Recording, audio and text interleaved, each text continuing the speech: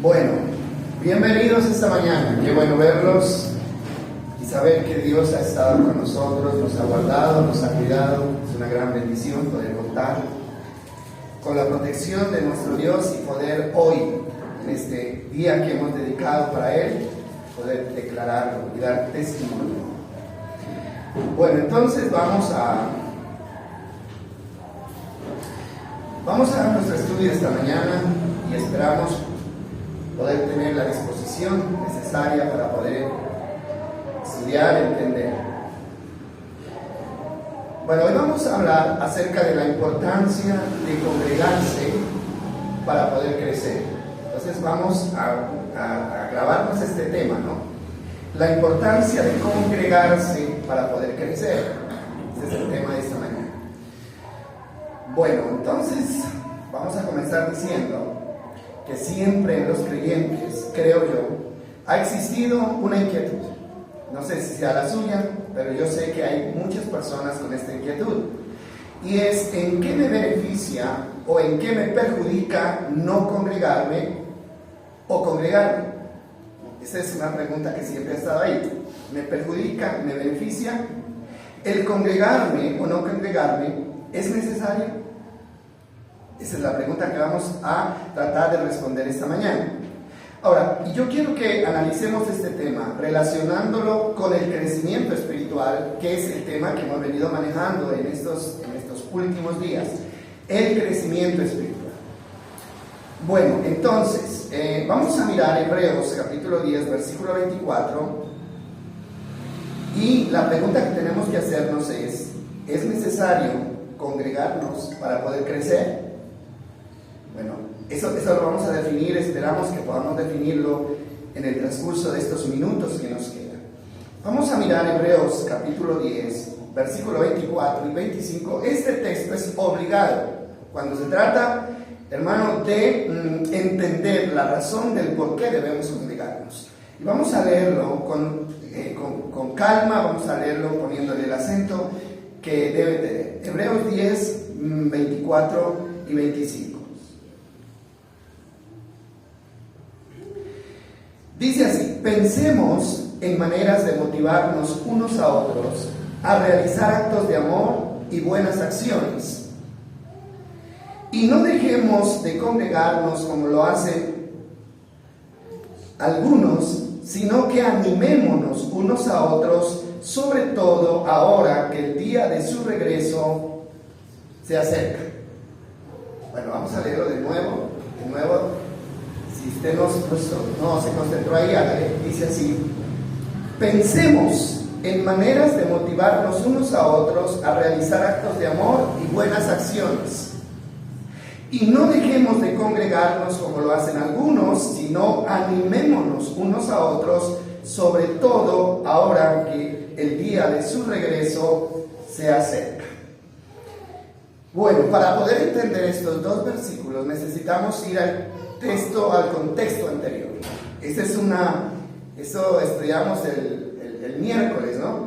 Ese es un principio hermenéutico para poder entender la palabra, y es mirar el contexto anterior.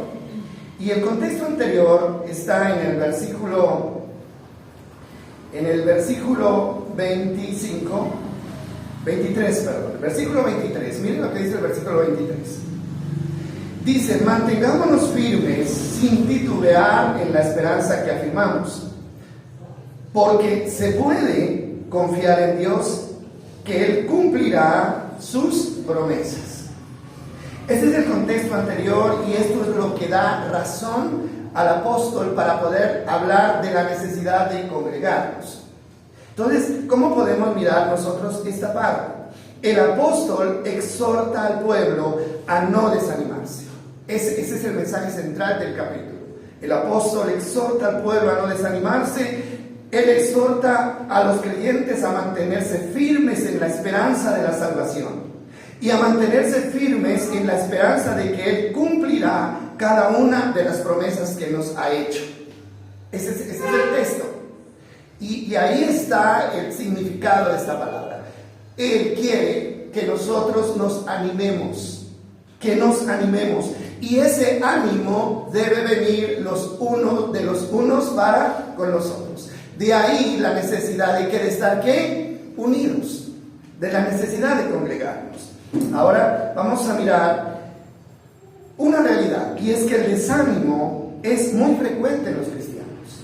O sea, el desánimo es algo que siempre está ahí, y siempre va a llegar y siempre nos va a atacar, generalmente por las cosas negativas que pasan. A veces en lo personal, a veces en la iglesia pasan cosas, ¿no?, que nos desaniman. Pasan cosas que tratan de hacernos retroceder. Entonces es necesario que nosotros nos animemos. Es necesario que estemos apoyándonos los unos a los otros, ¿no?, con palabras, bueno, como podamos hacerlo. Ahora, en la congregación es donde podemos ser ayudados a levantarnos y continuar. El mensaje puede ser, un mensaje puede animarme, usted puede venir muy desanimado, pero una palabra lo puede levantar, lo puede animar. Otra cosa puede ser la palabra de un hermano. En el momento en que lo saluda, cómo está, cómo le ha ido, puede haber una palabra de ánimo para que usted se levante. El testimonio de un hermano de lo que Dios ha hecho, eso puede animar al que está desanimado. Y todo eso se puede dar dentro de la congregación. Ahora, y aquí es donde yo quiero que miremos algo importante, y es que el apóstol señala algo muy importante, y es lo que dice el versículo 25. Versículo 25 dice algo muy importante, y dice, y no dejemos de congregarnos como lo hacen algunos, sino animémonos unos a otros, como dice el final del texto, sobre todo cuando ustedes ven que aquel día se acerca. ¿Cuál día? El día de la venida del Señor Jesucristo, el día de la segunda venida de Cristo, que es lo que estamos esperando en este momento. Entonces, dice, cuando ustedes vean que ese día se acerca, ustedes tienen que procurar estar animados, tienen que tratar de animarse los unos a los otros. Y lo que yo entiendo es que este momento no es momento para desanimarnos. Este no es momento para desanimarnos. Este no es momento para mirar hacia atrás. Este es un momento para levantarnos, para tomar fuerzas. ¿Por qué? Porque vemos que el día del Señor se acerca. Yo no sé si usted no lo ve, pero yo sí lo veo. Yo lo veo claramente. Ahora, no podemos ni desanimarnos, ni podemos aislarnos. No podemos hacernos a un lado, dejar de congregarnos. ¿Por qué? Porque el apóstol dice, dentro de la congregación, o sea, mientras ustedes estén juntos, ustedes van a tener fuerzas, van a tener ánimos. Estamos viviendo eventos que nos anuncian el fin de este mundo, y eso usted no lo puede negar. Estamos viviendo eventos que nos anuncian el fin de este mundo. Algo que muchos de nosotros quisiéramos evadir, ¿verdad? No, esto no es real. Yo más bien no quiero pensar en eso. Hermano, pero el hecho de que usted se niegue a pensar y aceptar que la venida de Cristo está cerca, eso no va a hacer que eso no suceda. Eso es una realidad, mis amados, que estamos viendo frente a nuestros ojos. Entonces el Señor dice, bueno, cuando ustedes vean que el día del Señor se acerca, que la venida de Cristo está a las puertas, entonces no se aíslen, no se desvinculen, traten de estar juntos más que nunca. Ese es el consejo de hoy que Dios tiene para nosotros. No se desanimen, traten de estar juntos. Ahora, ustedes saben lo que está pasando en estos días, ¿verdad? Algo que ha tocado el corazón del mundo entero. Muchos terremotos, ¿no es cierto?, que se han dado. Y yo estaba mirando que a nivel mundial, ¿no?, en este último mes se han dado 5 terremotos devastadores. 5 terremotos de los que ustedes conocen, ¿no es cierto? Bueno, ahí comenzamos con el de Venezuela, luego fue Haití, luego fue Indonesia, que fue uno de los últimos, ¿no? 7.7. Esto fue hace 2 días. Luego está el de Colombia y finalmente uno en España. Creo que fue ayer. Y yo estaba mirando a un informe de expertos y dice, en las últimas 24 horas se dieron 1.400 movimientos de la Tierra, en las 24 horas, 1.400 movimientos, sino que la mayoría de esos movimientos no se sienten, ¿no? Porque son de baja intensidad, pero se están dando, mis amados. Ahora, ¿qué le dice a usted y qué me dice a mí como creyente y estudioso de la palabra esto que está pasando? ¿Tiene algo para decirnos?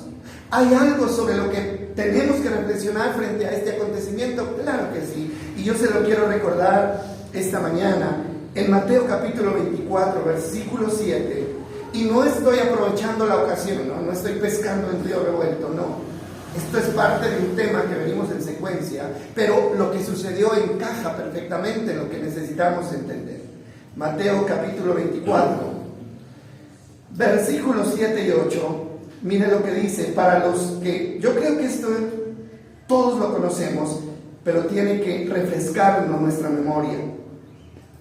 Dice el versículo 7, hablando de las profecías, de los acontecimientos que muestran la segunda venida de Cristo, dice, una nación entrará en guerra contra otra, y un reino, dice, con otro reino, y habrán hambres, y habrán terremotos, donde dice, en muchas partes del mundo. ¿Qué es lo que está pasando ahora? ¿Qué es lo que está pasando? Terremotos en muchas partes del mundo. Mire lo que dice el versículo 8. Y yo no le digo esto para que usted se asuste. ¿Sabe para qué no lo dice? La palabra no es para que se nos quite el sueño, es para que nos preparemos. Mire lo que dice el 8. Dice, pero todo esto es solo el comienzo de los dolores de parto. Y mire lo que dice la última parte. Luego vendrán más. ¿Usted está pensando que esto es estos terremotos son todo lo que vamos a experimentar? No, vendrán más. Y no sabemos dónde vengan. ¿Será que nos acuden a nosotros acá? Que esta vez, gracias a Dios, solamente fue el susto. Hermanos, no lo sabemos. Van a venir más.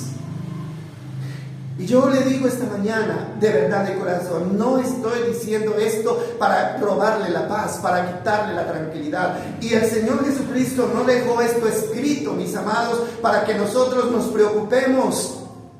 Simplemente Él dejó escrito esto con un propósito, hermano. Y el propósito es que nosotros podamos no estar alerta. Que nosotros tengamos que prepararnos, mis amados. Que nos preparemos. ¿Cuánto hace que usted sabe que estas cosas van a suceder? ¿Cuánto hace? Pues desde que usted comenzó a leer la Biblia, porque siempre ha estado ahí escrito. Y vendrán terremotos en diferentes lugares. Entonces, mire, dicen que el Señor lo dejó escrito como una alarma. Esto es una alarma. ¿Y cómo podemos tomar nosotros estos acontecimientos que vemos ahora? Bueno, esto deja un sabor agridulce para nosotros. Primero, hay algo bueno en todo esto para nosotros. Yo creo que hay algo bueno. Y lo bueno para nosotros es que esto es una alarma anticipada para que el día del Señor no nos sorprenda como ladrón en la noche. Es una alarma anticipada. ¿Para qué Dios dejó escritas las profecías? ¿Para asustarnos? No. Para que nos preparáramos, hermano. ¿Por qué? Porque la Biblia dice que Él vendrá como ladrón en la noche, y así como el relámpago, dice, aparece en el oriente y se oculta inmediatamente en el occidente, así será la venida del Hijo del Hombre. Todo esto es una alarma. ¿Cuántos de ustedes utilizan las alarmas? No en su vida diaria. Utilizamos las alarmas. ¿Para qué utiliza usted una alarma? ¿Para qué? Para despertarnos, ¿no es cierto? ¿Y de qué sirve una alarma si usted la escucha y sigue durmiendo? ¿Servirá de algo la alarma? De nada. Hermano, cuando usted escuche una alarma, usted tiene que levantarse, porque la alarma dice es tiempo de levantarse. Las alarmas no están ahí para que nosotros nos vamos a acomodar y sigamos durmiendo. No es así. Hermano, entonces esa alarma es a través de la cual Dios a nosotros nos alerta y nos dice, yo estoy a punto de ir por ustedes, pero ustedes tienen que levantarse, tienen que ponerse de pie, tienen que despertarse. Hay un versículo en Mateo capítulo 24, ahí mismo en el capítulo 24, versículo 38. Capítulo 24, versículo 38, mire lo que dice. Dice, hablando de, porque todo el capítulo 24 habla de las profecías. Si quiere, vaya a su casa y léalo de nuevo, pero hágalo por favor. Vaya, lea el versículo 24 de Mateo en su casa. Dice, en esos días antes del diluvio, la gente disfrutaba de banquetes, fiestas y casamientos, hasta que el momento en que Noé entró en su barco.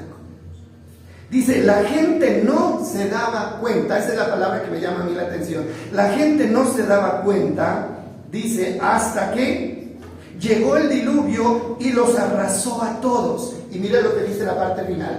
Así será cuando el Hijo del Hombre venga. ¿Qué le dice a usted esta palabra? Así será. Pasará de la misma manera. ¿Qué será lo que va a pasar? Esto ya pasó, hermano, esto ya quedó registrado en la historia. Esto es un referente para nosotros que vivimos al final de los tiempos. ¿Qué pasó en el diluvio?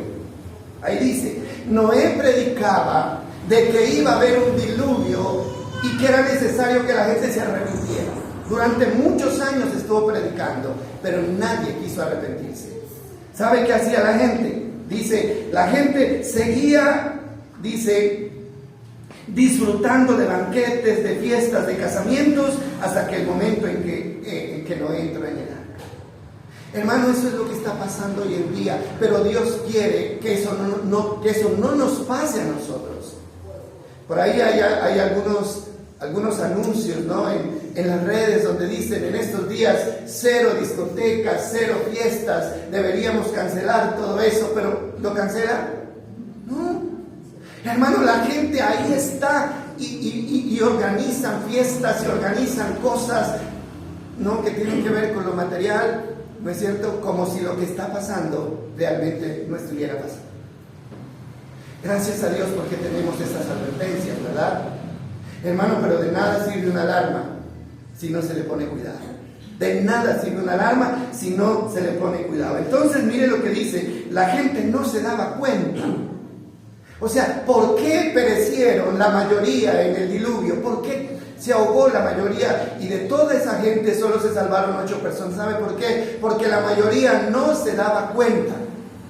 Pero la pregunta es, ¿por qué no se dieron cuenta?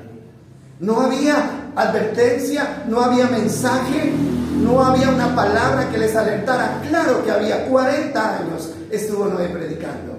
Pero nadie lo quiso escuchar, nadie. Todo el mundo cerró los oídos y todo el mundo se enfocó en lo suyo, en las cosas de esta vida. Y entonces dice, no se dieron cuenta hasta el día en que Él vino y el diluvio arrasó con todo. Pero lo más preocupante es que así será en la venida del Hijo del Hombre. O sea, va a suceder lo mismo con el evento que estamos esperando. ¿Por qué no se dieron cuenta, hermano? ¿Sabe por qué no se dieron cuenta? Porque no le pusieron cuidado ¿a qué? A la alarma. No le pusieron cuidado. Esto que está sucediendo, hermano, es una alarma que nos debe mantener despiertos. Nos debe mantener despiertos. Y Lucas, capítulo 21, versículo 28. Lucas 21, 28. Mire lo que dice. Qué bueno, hermano, que esto sucede y que eso está escrito, porque así usted y yo no vamos a tener disculpa de es que yo nunca me enteré, es que yo nunca supe. Hermano, ¿quién no sabe que lo que está pasando ahora es el cumplimiento profético? ¿Quién no lo va a saber? Dice el versículo 28, por lo tanto, cuando todas estas cosas comiencen a suceder, ¿qué dice? Pónganse de pie, pónganse de pie. Y miren lo que dice. Dice, pónganse de pie y levanten la mirada, porque la salvación está, ¿qué? Cerca. La salvación está cerca. Hermano, cuando usted escucha la alarma, usted no puede seguir acostado. Usted tiene que ponerse de pie inmediatamente y usted tiene que actuar. Eso es lo que el Señor nos está diciendo. Estas cosas que están sucediendo, lo que sucedió en Colombia, es muy triste. Esto es muy triste, hermano. Y yo les decía, esto deja un sabor como agridulce. Lo primero es, Señor, es una alarma para nosotros los que estamos vivos todavía. los que gracias a Dios no nos cayó la casa encima y hasta ahí llegamos. Esto es una alarma. Pero también, hermano, es triste. ¿Por qué? Hermano, porque hay muchas personas en este momento que están sufriendo, ¿no? Estos eventos dejan muchas personas, hermano, con dolor de haber perdido a sus seres queridos, con dolor de haber perdido todo lo que tenían, todo, absolutamente todo. Hermano, dejan sufrimiento y dolor. Y a otros les dejan angustia y desesperación. Todo eso impacta tanto en lo físico como en lo emocional. Pero mire una cosa, ahí es donde necesitamos que unirnos como familia. Ahí necesitamos unirnos como familia. Ahí es donde nosotros tenemos que alentarnos los unos a los otros. Es donde tenemos que orar los unos por los otros, donde tenemos que ayudar, si es posible, dar palabras de aliento, ¿sí? Eso es lo que tenemos que hacer. ¿Cuántos han orado por toda esa gente? Yo no sé si usted ha orado, pero por lo menos eso, hermano. Y por lo menos que podamos entender, hermano, cuál es la razón de todo esto que está pasando. Porque cuando uno ve esa devastación, hermano, uno como que se siente tan impotente frente a eso. Y dice, Dios, ¿por qué permite estas cosas? Y sabe una cosa, por otro lado, yo digo, Dios lo permite. Y lo que sucedió, que fue una tragedia grande para nosotros, puede ser, hermano, una advertencia para que la venida del Señor no nos sorprenda desapercibidos. Entonces, mis amados, por eso les decía, no es tiempo de aislarnos. No es tiempo, hermano, de enfocarnos solo en lo material y descuidar lo más importante. Nosotros estamos para irnos de este mundo. Estamos para levantar el vuelo, hermano, de acá. Estamos así. Pero hay ese problema que hubo en el diluvio, ¿no? Ese bendito apego por las cosas materiales. Hermano, cuando nosotros sabemos que en 5 segundos todo lo que se ha construido puede quedar hecho humo. Eso no es lo que está pasando, eso no es lo que vemos. ¿Cuánto, hermano? Lucas dice, unos construyen, otros venden, otros compran, otros edifican, hermano. Y yo siempre he dicho, yo no estoy en contra de que usted se proyecte, de que usted tenga metas aquí, hermano, pero que eso no lo lleve a descuidarse y a pensar, hermano, que de aquí estamos prontos para irnos. Entonces, esta es la palabra, hermano, que Dios nos advierte en este momento. Cuando ustedes vean que estas cosas comienzan a suceder, que dice, hermano, no piensen que vamos a vivir toda la vida. Cuando vean que estas cosas suceden, es tiempo de ponerse de pie y levantar la cara, porque estamos a punto de ver al Rey de Gloria aparecer en las nubes. Estamos a punto de verlo, ¿sí? Ahora, ¿lo vamos a entender? ¿O va a pasar lo mismo que le pasó a la gente del diluvio? Esto no puede ser un evento, simplemente no podemos tomarlo como un evento o un desastre natural. No, esto es más que un desastre natural, es una advertencia de Dios por amor a nosotros, por amor a nosotros. Entonces hay mucha gente, hermano, que se desanima, que se aísla, que deja de congregarse, que deja de orar. Hermano, ¿qué otra cosa podemos hacer? No hay nada más, porque de estas cosas nadie va a escapar. Y a mí, hermano, lo que dice esta palabra, y esto será un principio de ¿qué? De dolores, porque vendrá más. Entonces, volviendo al tema en el que estamos, el apóstol Pablo compara la iglesia de Cristo con un cuerpo humano, ¿no? Eso es lo que hace Efesios capítulo 4, versículo 15. Recuerden que estamos mirando el tema de por qué debemos congregarnos. Efesios capítulo 4, versículo 16, mire lo que dice. Efesios 4, 16.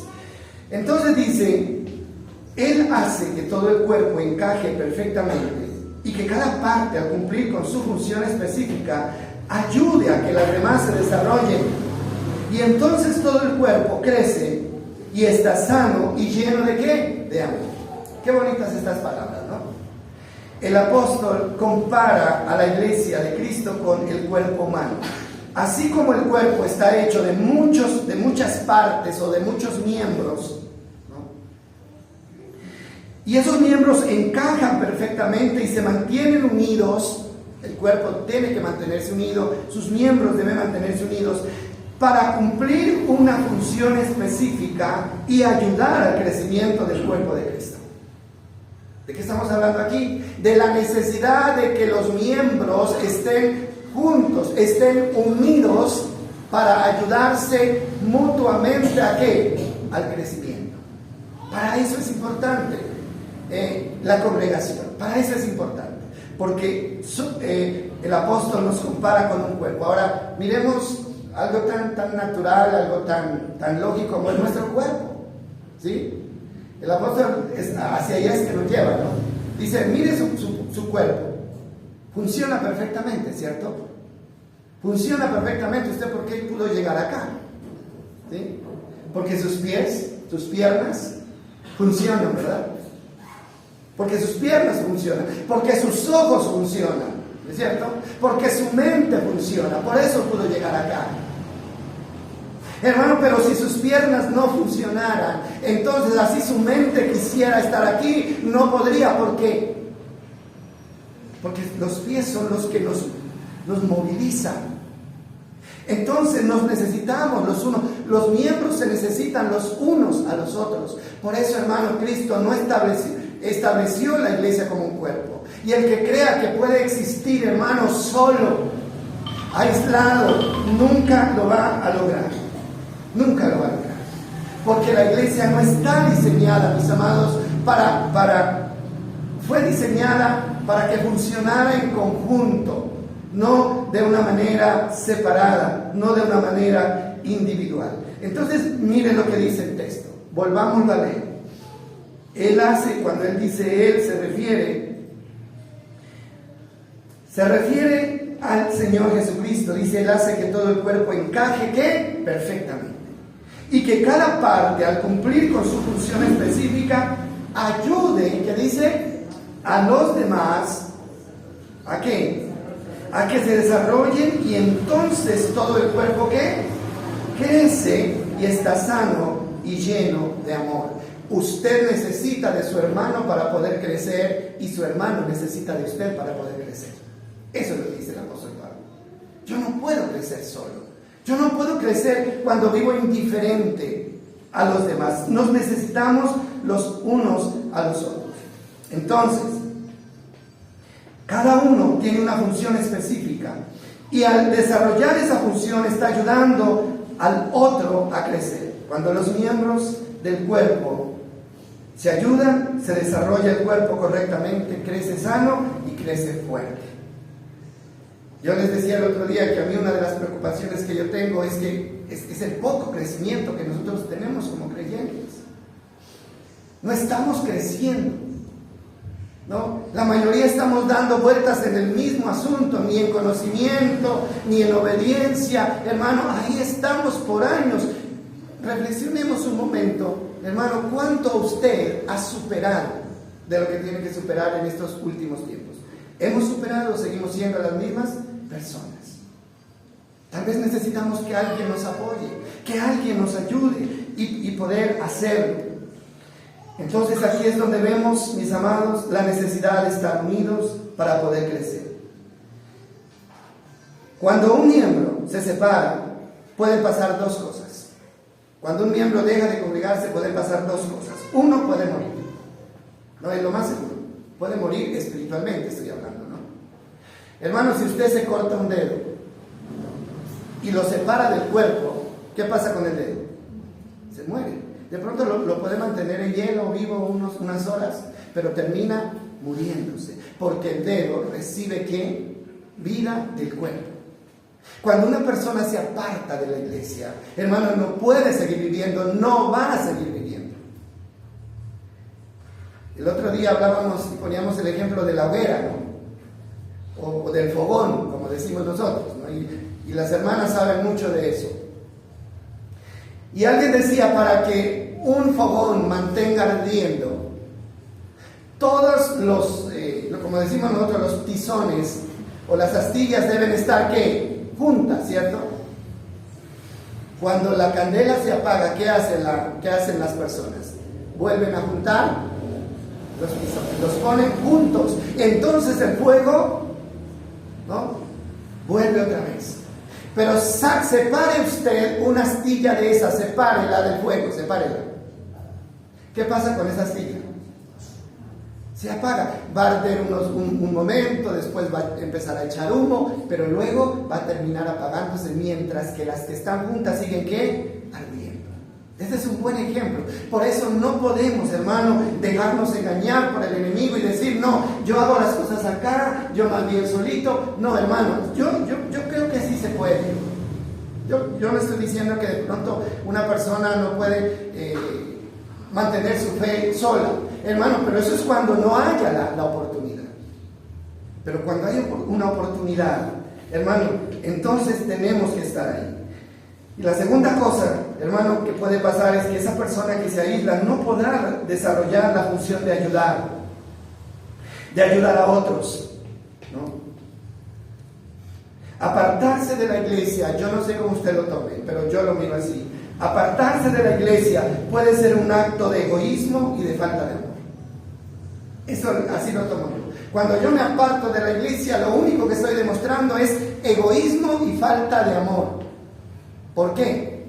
Hermano, porque estoy diciendo, yo me voy a aislar, me voy a alejar y yo a nadie voy a ayudar, yo no voy a ayudar más, yo no voy a tener nada que ver. Eso estoy diciendo. Sabiendo que yo estoy puesto ahí, ¿para qué? Para ayudar y para que otros me puedan ayudar a mí también.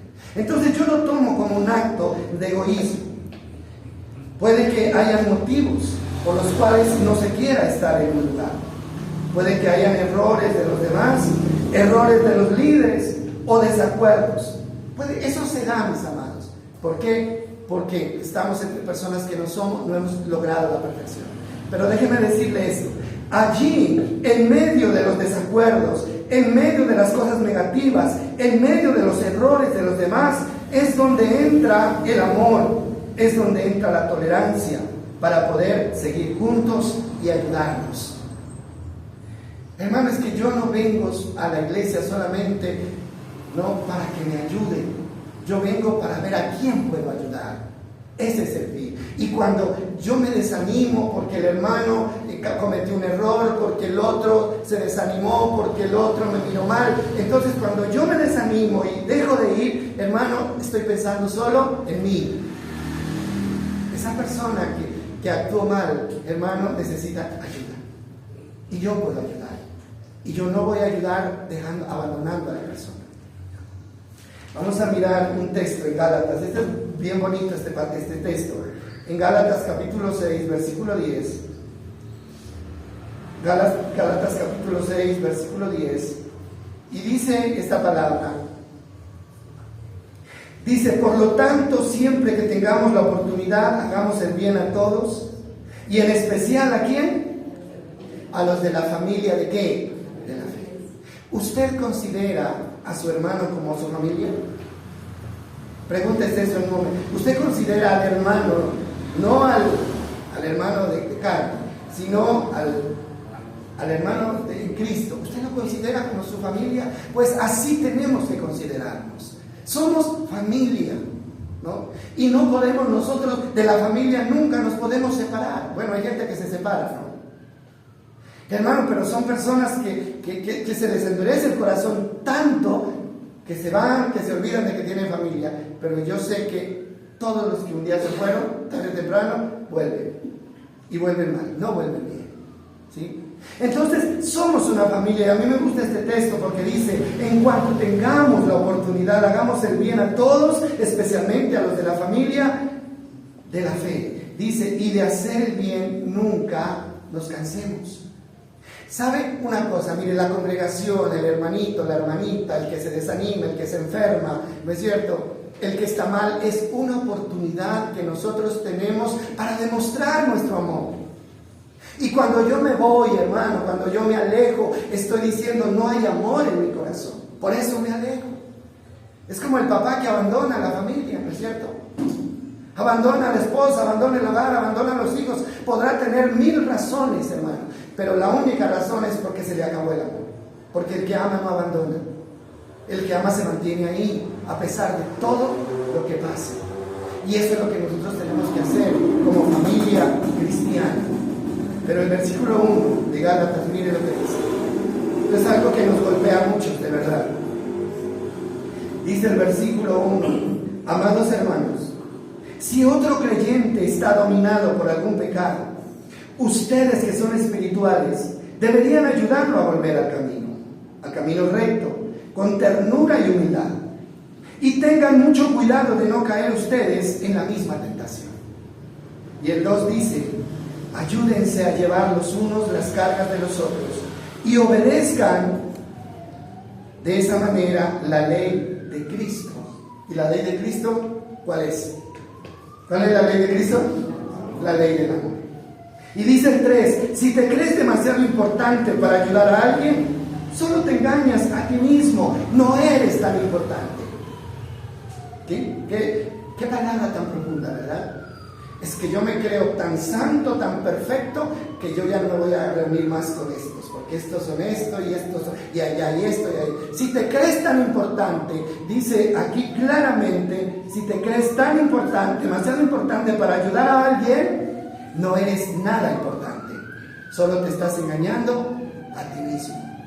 Hermano, la iglesia es un lugar para que nosotros podamos ayudar, para ayudar, no para abandonar, sino para ayudar, porque habrá mucha gente necesitada de ayuda. Hermano, ni siquiera somos conscientes de cuánta ayuda necesitamos los unos de los otros, ¿verdad? No sabemos, nadie sabe por lo que está pasando el otro, una tristeza, una pérdida, ¿no es cierto? Pero no lo sabemos. ¿Por qué, hermano? Porque no estamos ahí, porque no hemos estado ahí. Y eso es lo que tenemos que considerar.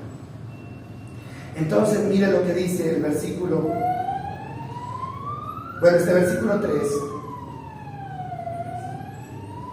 Dice el 4: presta mucha atención a tu propio trabajo, porque entonces obtendrás la satisfacción de haber hecho bien tu labor y no tendrás que compararte con nadie. Dice: pues cada uno es responsable de su propia conducta. ¿Sí? Entonces, qué bonito esto, ¿no es cierto? Entonces aquí está hablando de que la debilidad de un hermano se convierte en una oportunidad para demostrar si somos espirituales verdaderamente. Saben que hay tantos errores en la interpretación de la palabra. Y hay gente que dice: es que como yo soy tan espiritual, entonces yo no me puedo contaminar con el que no es espiritual, ¿no? Yo no me le puedo acercar. ¿Por qué? Porque ese está contaminado, porque cayó en pecado. Gran error, así no es. Hermano, eso no es espiritualidad, eso no es ser espiritual, eso es ser espiritualista, eso es ser fanático, eso es ser religioso. Ustedes saben con quién fue que más compartió Jesús cuando estuvo haciendo su ministerio, ¿verdad? No fue con los religiosos que pensaban pues que eran lo máximo, ¿no?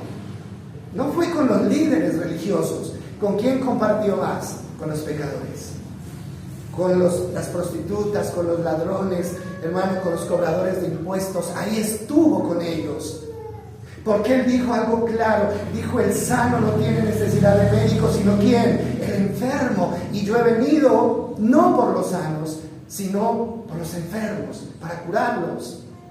Y ese es el ejemplo que debemos seguir, hermano. Si usted considera que aquí estamos mal, pues no se vaya, no nos abandone, ayúdenos a superar eso que está mal. Ayudémonos los unos a los otros, porque eso fue lo que Cristo vino a hacer por nosotros. Cuando un hermano cae o se desanima, siempre van a haber dos reacciones distintas en las personas, siempre. Una es los que se creen espirituales y piensan que son mejores que todos y se niegan a ayudar y se limitan a juzgar y a condenar. Esos son unos, ¿no? Pero esos no son los verdaderos espirituales. Esos son los que se están engañando a ellos mismos.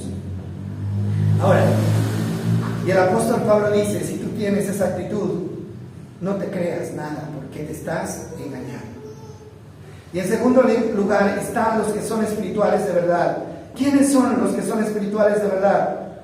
Hermanos, son los que reaccionan con humildad frente al problema, frente a la caída del otro. Son los que con ternura ayudan al caído para que se restaure. Hermano, el amor se demuestra no juzgando ni condenando, sino ayudando al otro a volver al camino. Así es como se demuestra que estamos bajo la ley de Cristo, que es el amor. ¿Sí? ¿Qué necesitamos ahora en este tiempo, mis amados? En este tiempo no necesitamos más juicio, no necesitamos más guerra ni más condenación. Necesitamos, hermano, apoyo, necesitamos apoyarnos los unos a los otros. Dios nos hizo parte de una familia para ayudarnos a crecer y para que ayudemos a crecer a otros. Usted sabe cómo funciona la familia, ¿verdad? Porque todos hacemos parte de una familia, ¿sí o no? Hermano, cuando en la familia, si en la familia solo uno hiciera el trabajo, hermano, eso sería insoportable. Pero la familia, hermano, en la familia todos tienen, ¿qué? Responsabilidades. El esposo hace una parte, la esposa hace otra, los hijos hacen otra, hermano, y si el papá se cae, entonces la esposa lo levanta, y si los hijos caen, los padres lo levantan, si los padres caen, los hijos lo levantan, y así se sostiene la familia. Pues lo mismo pasa con nosotros como una familia cristiana. Pero si usted se va, se aísla, hermano, se está negando la oportunidad de que lo ayude y de ayudar. Primera de Corintios 12. Este es un texto que nos habla también de esto. Versículo 27. 12:27 dice: todos ustedes en conjunto son el cuerpo de Cristo y cada uno de ustedes es parte de ese cuerpo. A mí me gustaría que esta parte quedara clara. Nosotros somos parte de un cuerpo. Somos parte del cuerpo. Ese hermanito, esa persona que está al lado suyo ahora, ¿no? Esa persona tiene que ser reconocida como parte de su propia vida, ¿sí? Pero a veces ni el nombre se lo conocemos. ¿Cierto que sí? ¿Usted sí sabe cómo se llama el que está al lado suyo? El que está atrás, el que está adelante. Yo le aseguro, hermano, que la mayoría de nosotros no sabemos cómo se llama la hermana que está aquí en el rincón. ¿Cómo se llama, hermana? ¿Tiene su nombre? ¿Cómo? Digna se llama la hermana. ¿Sí? Digna. ¿Qué podíamos hacer nosotros, hermano, en esta reunión? Hermano, no salga corriendo de esta reunión. Dense la oportunidad de saludar a una persona, ¿no? Y si usted no le conoce el nombre a alguien, hermano, dése la oportunidad de decirle: mire, qué bueno verla aquí, no sé cómo se llama, somos parte de la misma familia, ¿no? ¿Qué le pasa? ¿Tiene algún problema, alguna necesidad? ¿En qué le puedo ayudar? Y así cumplimos la ley de Cristo. De lo contrario, no. Hermano, la iglesia no puede funcionar como un club social donde las personas van a divertirse un rato y luego cada uno sale corriendo, hermano, a buscar sus propios intereses. La familia no funciona así, ¿sí? Ustedes todos tenemos una familia, ¿cierto? Y cuando alguien de su familia tiene un problema, ¿usted qué hace? Ahí está, ¿no es cierto? Aquí estoy. ¿Qué hay que hacer? ¿Cómo podemos ayudar? Hermano, y así cumplimos la ley de Cristo. Y mira lo que dice el versículo 26. Somos parte del mismo cuerpo, y dice el versículo 26, dice: si una parte de ese cuerpo sufre, las demás partes, ¿qué pasa? Sufren con él. Sufren con él. Dice: y si una parte se le da honra, todas las partes, ¿qué? Se alegran. ¿Cómo voy a sufrir yo con mi hermano si no sé lo que le está pasando? ¿Cómo voy a poder sufrir con él si yo no conozco su necesidad? ¿Cómo me voy a alegrar, hermano, si yo no conozco qué fue lo que le pasó, si yo no sé qué fue lo que le pasó?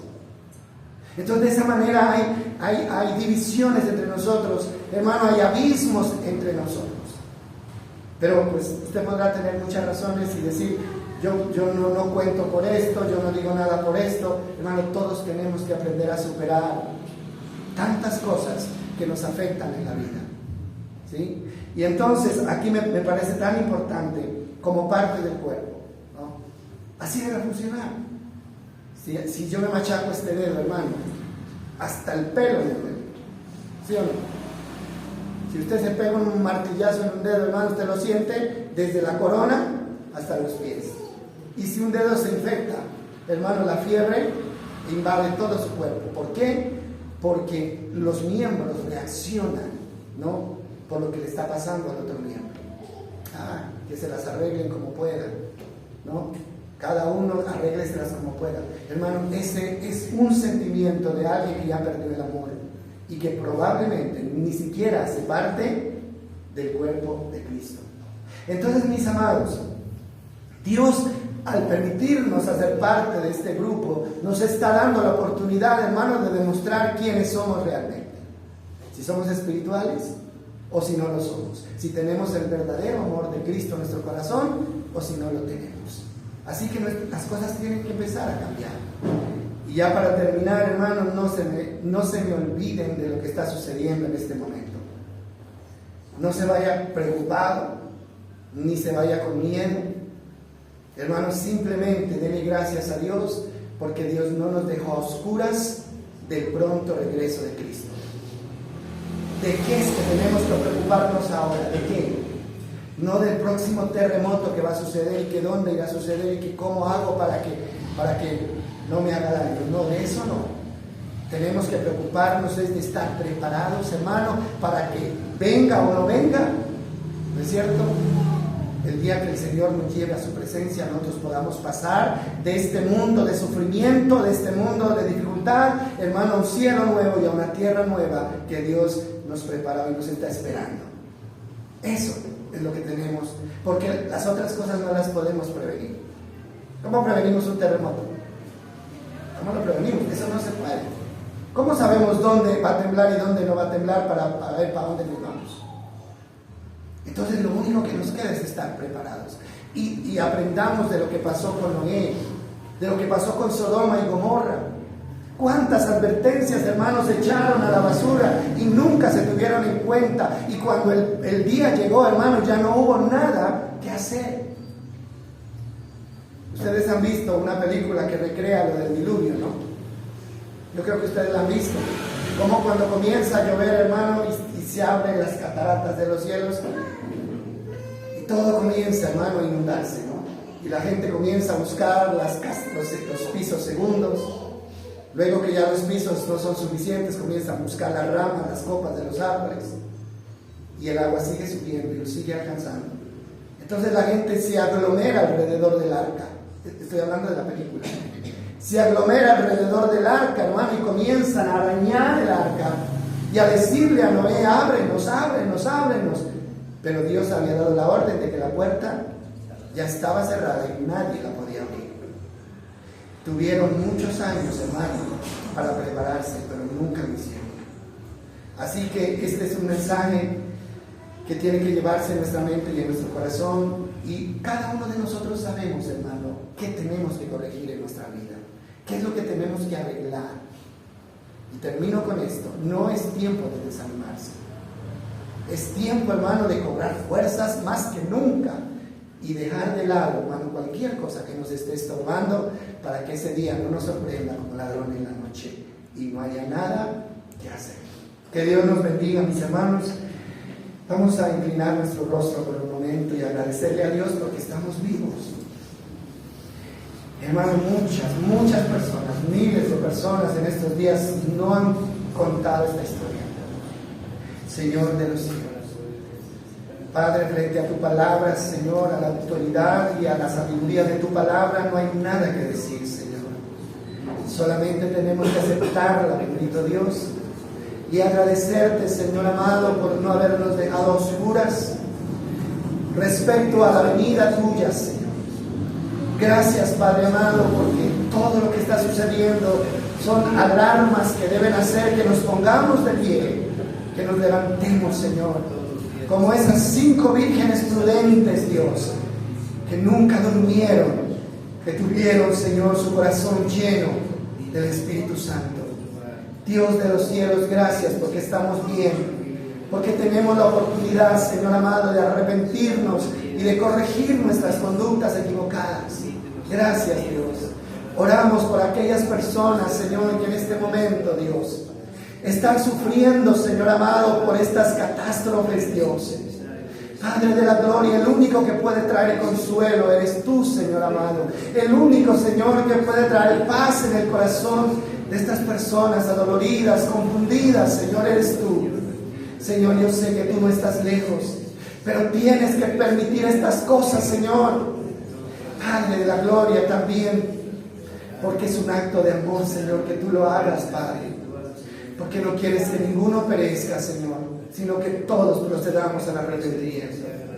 Bendice, Señor, a tu iglesia, Dios, y que esta palabra no sea echada en saco roto. Espíritu Santo, gracias, porque serás nuestro compañero donde quiera que estemos. En el nombre de Jesús, amén y amén. Amén. Bueno, mis amados, vamos a recoger la ofrenda y terminamos aquí esta mañana.